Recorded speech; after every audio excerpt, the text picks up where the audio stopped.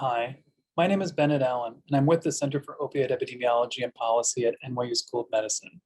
Today, I'll be talking about our study in which we estimated the impact of prescriber arrest on county-level opioid analgesic supply in New York City and Long Island.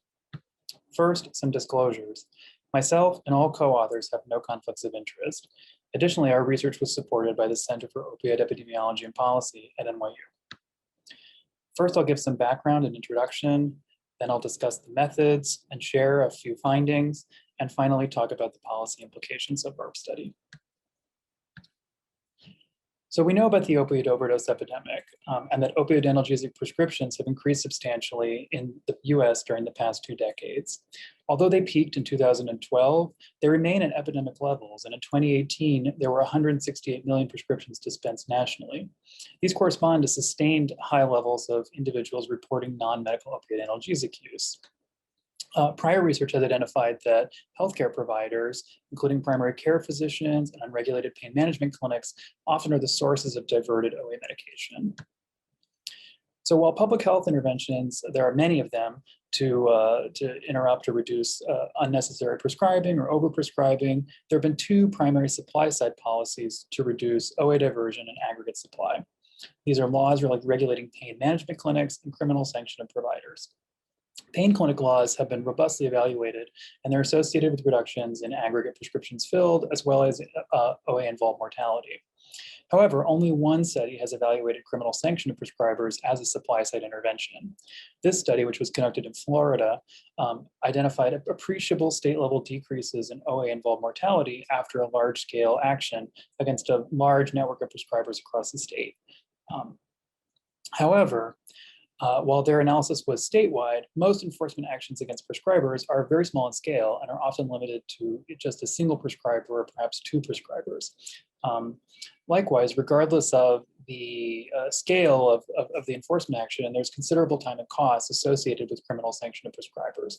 These cases often require years of investigation prior to even a single arrest or indictment. So given the high cost of criminal sanction as a strategy, it's crucial that researchers really do evaluate criminal sanction of prescribers at the local level where it's generally implemented.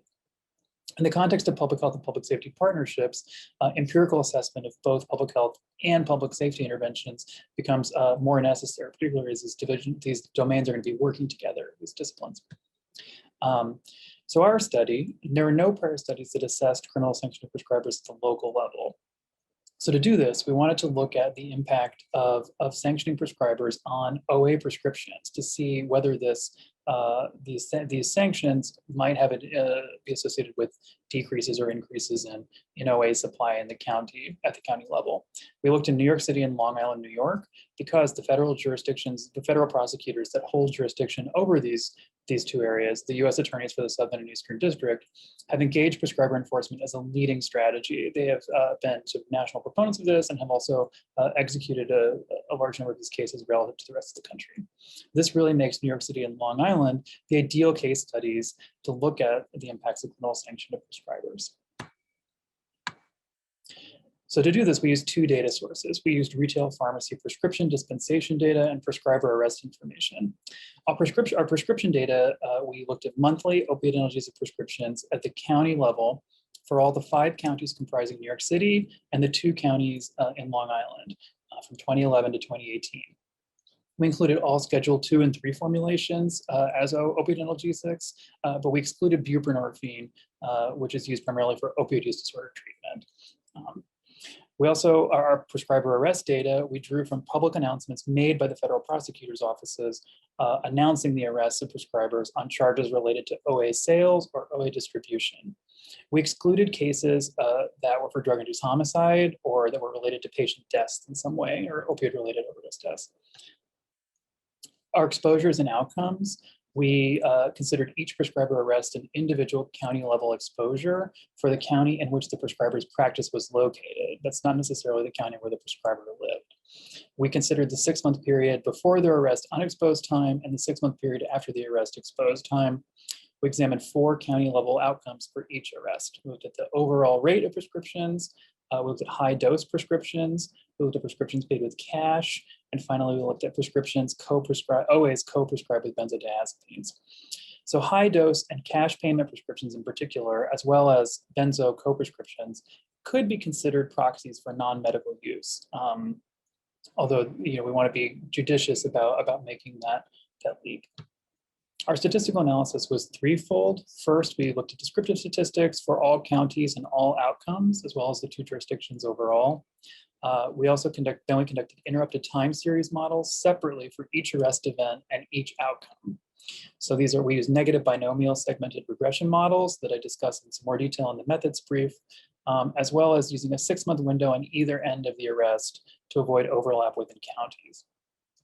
Finally, we use meta-analysis to look at generate an overall estimate of the associations between arrests and each outcome for the 2 jurisdictions overall. So our arrest, in the meta-analysis, we treated each arrest event and each interrupted time series model of the arrest event as individual studies, and we used random effects to permit population variation across counties and the jurisdictions. We also conducted a post-hoc sensitivity analysis for an additional meta-analysis that excluded an outlier event in New York City that I'll discuss later. Our results.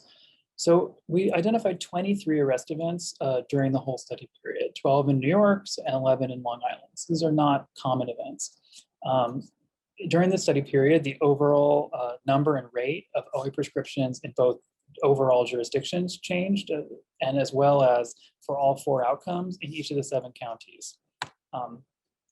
Looking at county level changes in OA prescriptions, the results from our interrupted time series models, these showed that county level changes varied in the 1 and 6 month time periods after arrest events. So while some events resulted in 1 month increases or decreases in prescription outcomes, very few of these changes were sustained across the 6 month period following a given arrest. So for example, given the volume of our results, I'm only going to share a couple examples, but please do feel free to contact me if you'd like to explore the results a little more. So in the 1 month period after the arrest in New York City, for example, there was a decrease in cash payment prescriptions in Richmond County, although this was not sustained. And likewise in Nassau County in Long Island, we saw a similar decrease in 2012 after an arrest event. Looking at overall changes in OA prescriptions, the results of our meta-analyses, these indicated that prescriber arrests did not have an overall impact on the prescribing outcomes that we looked at in New York City and Long Island during the study period.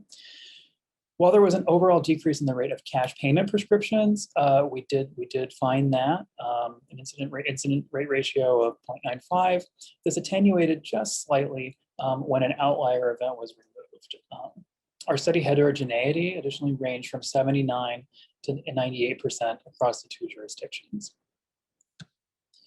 So what are the implications of our findings? Overall, our findings indicate that criminal enforcement prescribers might have limited effectiveness at the local level as a supply side intervention if the goal of these enforcement actions is to reduce OA supply. However, large-scale enforcement actions may produce short-term county-level supply reductions. And this is important, I think, given that large-scale actions are rare nationally. In our study, we only had 1 such event. It was an event in the Bronx in February 2014. Most of our events involved 1 or perhaps 2 prescribers. This event involved an indictment of 24 individuals, and it was widely covered by the local and national media. So in these instances, it's crucial, and where there are very likely short-term supply reductions, it's crucial that law enforcement actors consider the residual public health impacts of abrupt supply reduction, and that's overall supply reduction, not just looking at cash payment or otherwise, on populations with opioid use disorder. So this could include,